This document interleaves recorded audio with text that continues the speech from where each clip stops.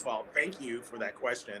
Um, there is a lot of intergenerational struggle, and even though I look young and gorgeous, I'm a Mm. little older than the majority. I just had celebrated my birthday yesterday. I will put Mhm. it this way: I'm older.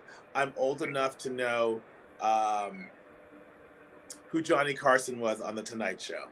Okay. Well, happy birthday. Happy belated. Thank you. So I feel as someone who is older that we need to continue to lift up the younger generation, and I also feel that the younger generation really needs to um be friends with the older I feel like there is a divide, and I feel like some young people are feeling like the older generation does not know how to behave towards them, or Mm. does not um respect them in the way that they would like to be respected. In the other direction, I also feel like sometimes the younger generation doesn't respect what the older generation went through so that they could have the voices that they have. So I think the number one thing, and I would say the thing about what Troy's question is communication. We are all sitting in silos and not communicating. And until we can pull up our big people's pants. I don't want to say big boys or big girls pants because it's big Right. people's pants. Well, we can all pull up our big people's pants and sit down at the table and have cogent conversations and they have to be courageous. Mm. Sometimes you have to say the truth even if the truth is not necessarily the nicest thing, because once you have that conversation, you've gotten that out, but get it out in a respectful way. And what I mean by respectful is there doesn't need to be shouting. We've had the last 4 years have been a shit show. I'm going to say it, pardon my French, have been a shit show of people behaving poorly.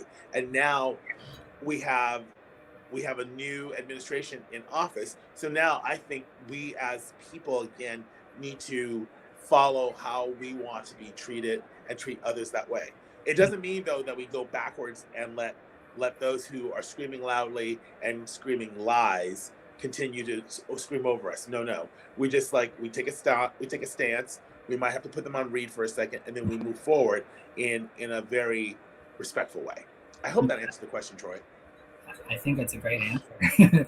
um, and I think also what that does is language has changed so much, and so I think there almost needs to be like the ability for the folks of different generations to have allow each other a little grace. Because Exactly. I know some of us younger folks might use words that other folks from different generations are like, what you don't we don't you know, and like so being able to honor that, but then also being able to say, okay, I get why you identify that way now. Correct. I Yeah. think especially the word queer is a very that's for older gays, specifically older gay men. That was a Slur. horrible thing to be called. It's a horrible stereotype to be called.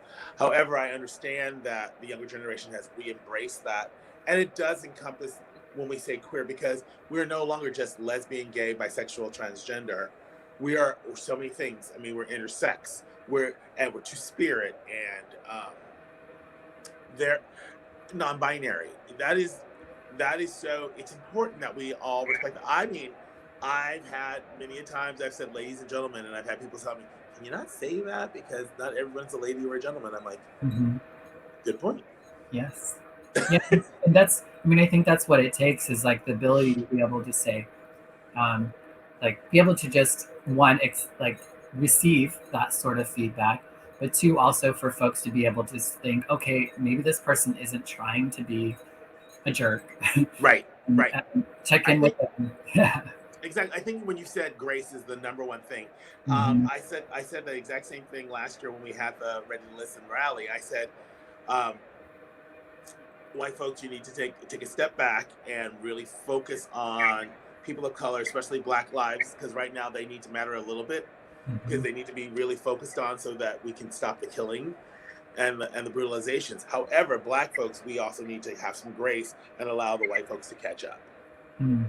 Yeah, And because if we do not allow, how are they ever going to get better? I mean, yes, there are some people who are just not going to get better. We know that, but there are those who are truly going to try. and we need to, those who want to try, bring them aboard. Yeah, it can make things, I know sometimes I can feel almost paralyzed because I want to do the right thing. I want to be supportive, but then I also don't want to like say the wrong thing. And Right. I hear a lot of people talk about that. Like, I just don't know. I'm afraid to do something wrong, right? Right. And I think the number one thing to do is turn to a friend that you can trust and say, can we have a real conversation for a second? I need some guidance, and I don't know the answer to this question. Yeah. And ask the question in the right way.